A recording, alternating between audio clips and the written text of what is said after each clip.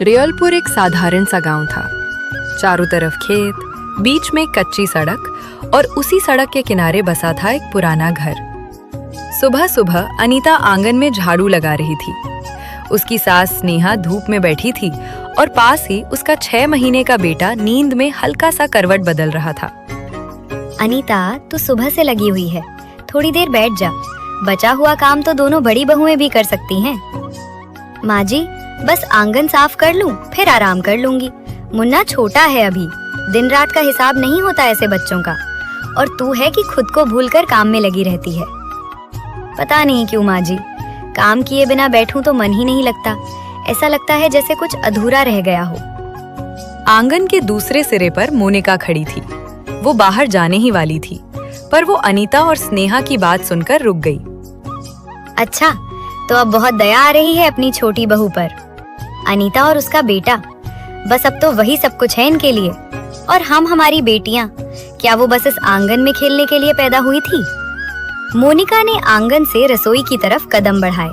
उसका चेहरा शांत था, लेकिन आंखों में जलन और ठंडी सख्ती थी। रसोई में प्रवेश करते ही उसने धीरे से सुनीता से कहा, देखा दीदी, आज फिर वही नाटक। माँ जी ने अनीता को बैठने दिया। उसके बेटे पर इतना प्यार बरसा रही हैं और हमारी बेटियों के लिए एक नजर भी नहीं उठाई। हाँ मोनिका, माँ जी की नजर हमेशा मोनिका और उसके बेटे पर टिकी रहती है, जैसे हम सब यहाँ मौजूद ही नहीं है। जब से मोनिका का बेटा हुआ है, माँ जी की नजर हमेशा उसी पर टिकी रहती है। हमारी बेटियाँ, क्या उनका होना किसी को दिखता है? सुनीता की आंखों में ईर्ष्या साफ झलक रही थी।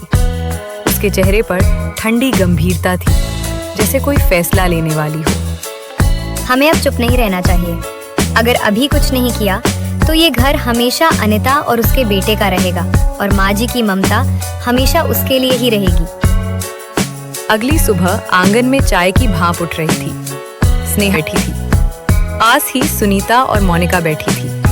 दोनों के चेहरे पर बनावटी चिंता थी। माँ जी, कभी कभी लगता है घर में रहते हुए भी हम जैसे बाहर वाले हैं। हाँ माँ जी। घर में जब सबके आदमी बाहर हो काम और जिम्मेदारी बराबर बंटनी चाहिए। पर आप भी देखती हैं, कुछ बहुएं हमेशा अलग रखी जाती हैं। किसकी बात कर रहे हो बहू? नाम लेने की क्या जरूरत है माँ जी, सब कुछ दिख ही जाता है। अनीता को ही देख लीजिए, हर बात में उसे पहले कहा जाता है, पहले सुना जाता है। मोनिका ने दोनों की बातें ध्यान से सुनी, कुछ पल चुप रही, फिर सीधी नजर से देखा। ऐसा कुछ नहीं है बहू, तुम दोनों मन में ये बात क्यों ला रही हो?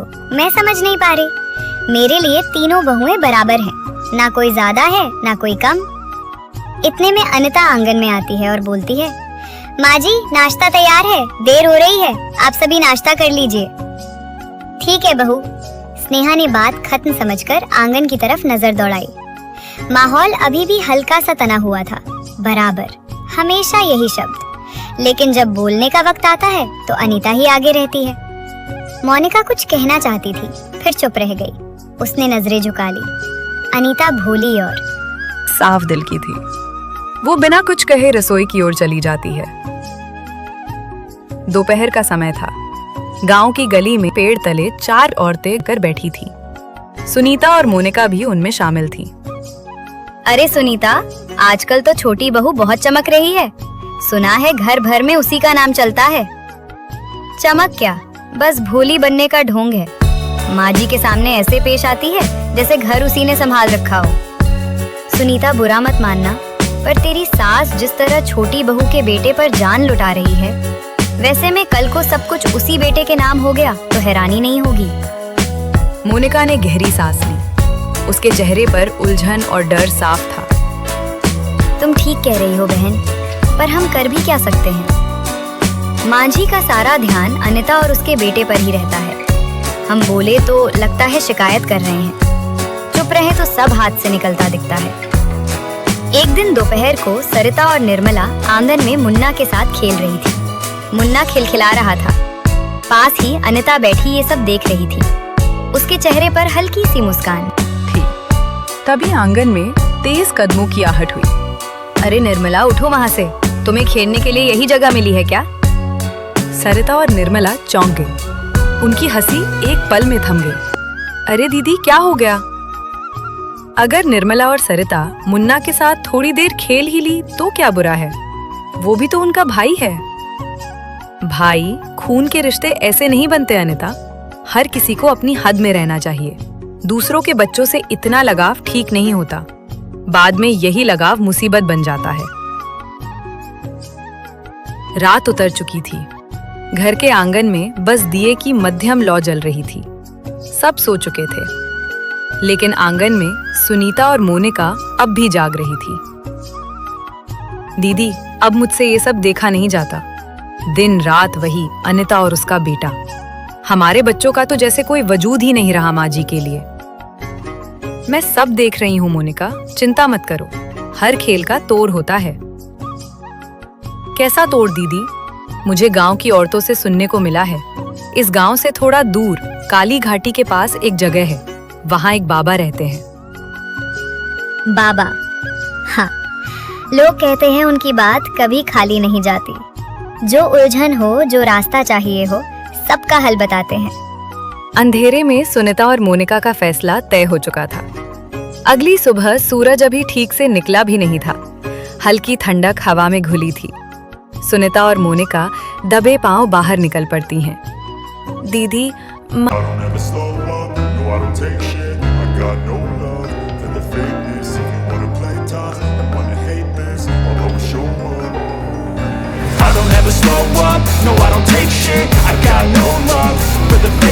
If you wanna play tough and wanna hate this, I'll always show up and make a statement. I don't ever slow up, no I don't take shit. I got no love for the fakeness. If you wanna play tough and wanna hate this, I'll always show up and make a statement. Everything I do so instinctive and so passionate. Every word I move so descriptive like an adjective. I got a vendetta against people who patented being negative when you should be getting after it.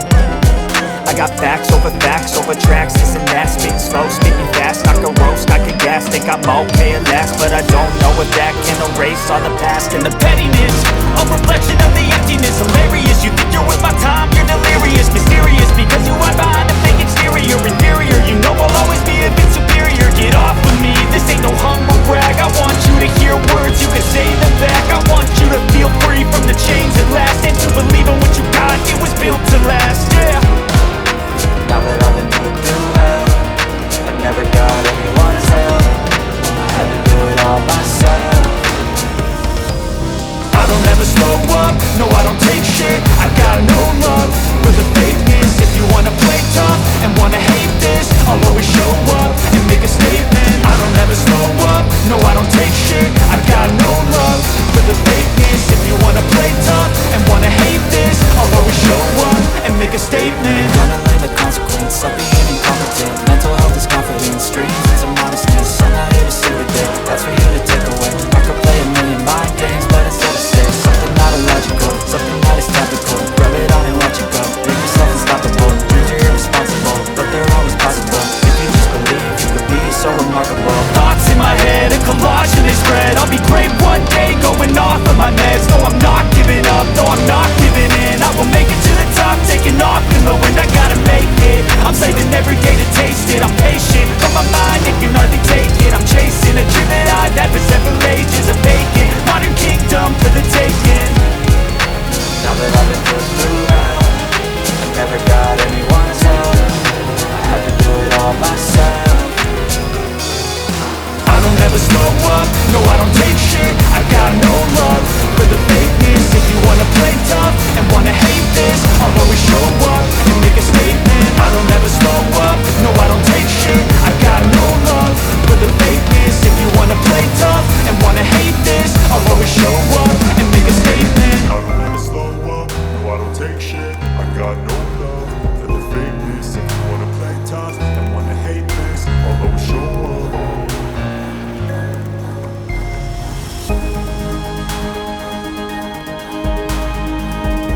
आपकी लाडली बहू और पोता हर वक्त आपके पास रहते हैं, फिर हमें कौन याद करेगा?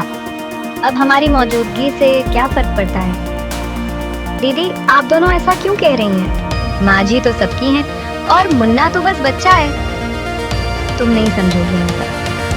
कुछ बातें बिना कहे ही चुप जाती हैं। अगर मुझसे जाने अजाने में आप दोनों का दिल दुखा हो तो सच में माफ कर दीजिए। मेरा इरादा कभी बुरा नहीं है। कमरे में पल भर की खामोशी छा गई। स्नेहा ने गहरी सांस ली। घर में अपनापन तुलना से नहीं, भरोसे से चलता है। कोई किसी से कम नहीं। तुम तीनों मेरे लिए एक बराबर हो। बात खत्म हो गई, लेकिन दिलों में जमा करवाहट अभी बाकी थी। रात का सन्नाटा गहरा हो चला था। घर सो चुका था। स्नेहा के कमरे की बत्ती बुझी हुई थी। सुनीता और मोनिका अपने योजना अनुसार दबे पांव अंदर घुसी। गहनों की हल्की खनक हुई और फिर सब शांत। कुछ देर बाद आंगन के अंधेरे कोने में दीदी गहने तो ले आए, पर अब आगे क्या होगा? सुबह माँ जी पूछेंगी ही, तब क्या कहेंगे? अगर उन्हें जरा सा भी शक हो गया तो सब खत्म हो जाएगा। माँ जी को ये कभी पता ही नहीं चलेगा कि गहने हमने लिए हैं। ये अनिता किसी दिन तो काम आएगी ही। अनिता पर दीदी माँ जी तो उसकी हर बात मानती हैं। वो कैसे विश्वास करेंगी कि अनिता ऐसा कर सकती है? और क्या, माँ जी को उस पर बहुत भरोसा है ना। उसी भरोसे का फायदा उठाएंगे। सुनीता ने कपड़े में लिपटे गहनों में से एक हार निकाला। फिर दोनों दबे पांव अनिता के कमरे की तरफ बढ़ी। कमरे में गहरी नींद का सन्नाटा था।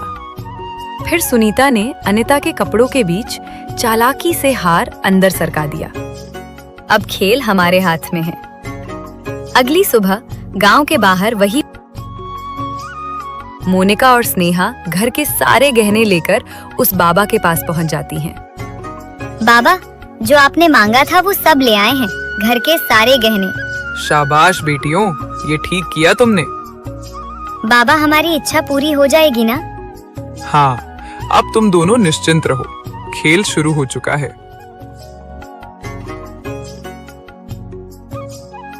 अगले दिन दोपहर के समय घर के आंगन में अजीब सी बेचैनी फैली हुई थी। स्नेहा के चेहरे पर चिंता साफ थी।